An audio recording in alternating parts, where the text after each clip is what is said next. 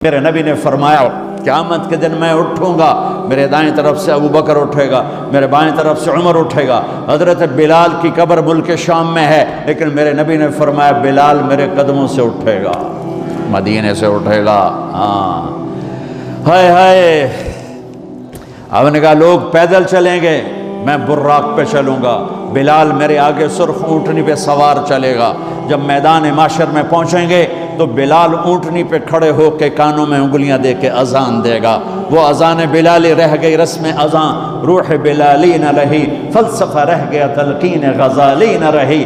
وہ اذان بلالی ہم سب سنیں گے جب کہیں گے اشہد ان لا الہ الا اللہ، تو سارا میدان معشر کا مرد عورت کہے گا سچ کہہ رہے ہو۔ جب کہیں گے اشہد ان محمد رسول اللہ، سارا میدان معشر کا مجمع کہے گا سچ کہہ رہے ہو۔ اس دن بلال کی اذان سننا، وہ غلام ہو کر محبوب ہوئے، حبیب ہوئے، پیارے ہوئے۔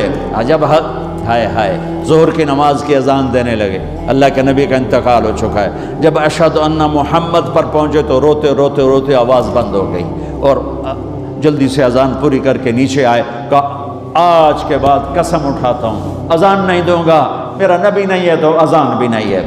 اور حضرت ابو بکر سے اجازت لے کر جب وہ خلیفہ بن گئے، جہاد پہ چلے گئے، 6 مہینے تک آئے نہیں۔ لاکھوں صحابہ جہاد میں گئے، کسی کو میرے نبی خواب میں نہیں آئے، صرف بلال کو آئے۔ بلال یہ کیا بے وفائی، ہم سے ملنا ہی چھوڑ دیا، ہمارے پاس آنا ہی چھوڑ دیا۔ آنکھ کھلی تو ان کو یوں لگا جیسے اللہ کے نبی زندہ بلا رہے ہیں، یا رسول اللہ میں آ گیا، یا رسول اللہ میں آ گیا۔ اور اسی وقت اونٹنی کو بھگایا۔ 21 دن کا سفر، 21 دن کا سفر 7 دن میں کیا، 7 دن صرف نماز اور پیشاب کے لیے اترتے تھے اور بھگاتے بھگاتے بھگاتے۔ 8ویں دن جب مدینے میں پہنچے تو آتے شور مچایا، یا رسول اللہ میں آ گیا، یا رسول اللہ میں آ گیا۔ ان کے ذہن سے نکل گیا کہ آپ تو دنیا سے جا چکے ہیں۔ جب مسجد کے قریب پہنچے تو پھر تڑپ اٹھے اور چیخنے لگے کہ آپ تو ہیں ہی نہیں۔ پھر گئے سیدھے قبر پہ جا کے یوں قبر کو لپٹ گئے، یا رسول اللہ میں تو آ گیا ہوں، آپ کہاں ہیں؟ یا رسول اللہ میں تو آ گیا ہوں، آپ کہاں ہیں؟ یا رسول اللہ میں تو آ گیا ہوں، آپ کہاں ہیں؟ بے قراری میں روئے جا رہے، میں تو آ گیا ہوں، آپ کہاں ہیں؟ میں تو آ گیا ہوں، آپ کہاں ہیں؟ نماز کا وقت داخل ہو گیا۔ کون سی نماز تھی اللہ ہی جانتا ہے، اور سب کو پتا تھا بلال نے قسم کھائی ہے کہ اذان نہیں دیں گے، لہذا کسی کو جرت نہیں ہو رہی کہ بلال سے کہیں آج اذان بلالی سنا دے۔ تو چند صحابہ کو خیال آیا کہ نبی کے نواسوں کو سفارشی بناتے ہیں، حسنین۔ آپ نے فرمایا میری آنکھوں کی ٹھنڈک حسن اور حسین، میرے جنت کے پھول حسن اور حسین۔ آپ ان دونوں کو اٹھاتے اور دونوں کو سینے سے لگاتے اور کہتے ہیں اللہ میں ان سے پیار کرتا ہوں، تو بھی ان سے پیار فرما، اور جو ان سے پیار کرے ان سے بھی پیار فرما، اور جو ان سے بغض رکھیں ان سے بغض رکھ، جو ان سے نفرت کریں ان سے نفرت کر، جو ان سے پیار کریں ان سے پیار کر۔ صحابہ آئے بچوں کے پاس، حسن حسین، کہ بچوں آج کسی کی نہیں چلے گی، تم بلال سے کہو اذان دے۔ تو یہ دونوں ننھے منھے بھائی، حسن 7 سال کے، حسین 6 سال کے، 10 مہینے کا فرق تھا دونوں بھائیوں۔ چچا ایک درخواست، کہ میرے ماں باپ آپ پہ قربان، آپ درخواست کیوں کہہ رہے ہیں؟ آپ امر کریں، آپ حکم کریں۔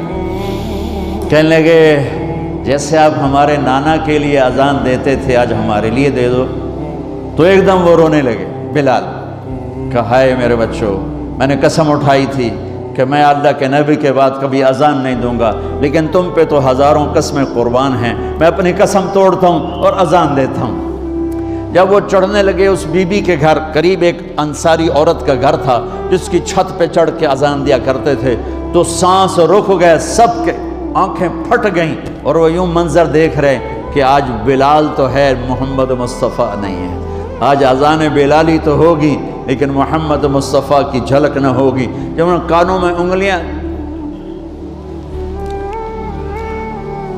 جب انہوں نے اللہ اکبر کہا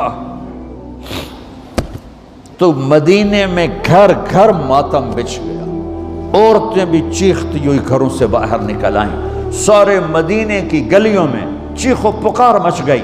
اور یوں سب کو لگا جیسے محمد مصطفیٰ زندہ ہیں اور ان کا زمانہ ہے، لیکن آپ تو جا چکے تھے۔ یہ بلال کو جو رتبہ میرے رب نے دیا، یہ غلامی مصطفیٰ کی وجہ سے دیا ہے۔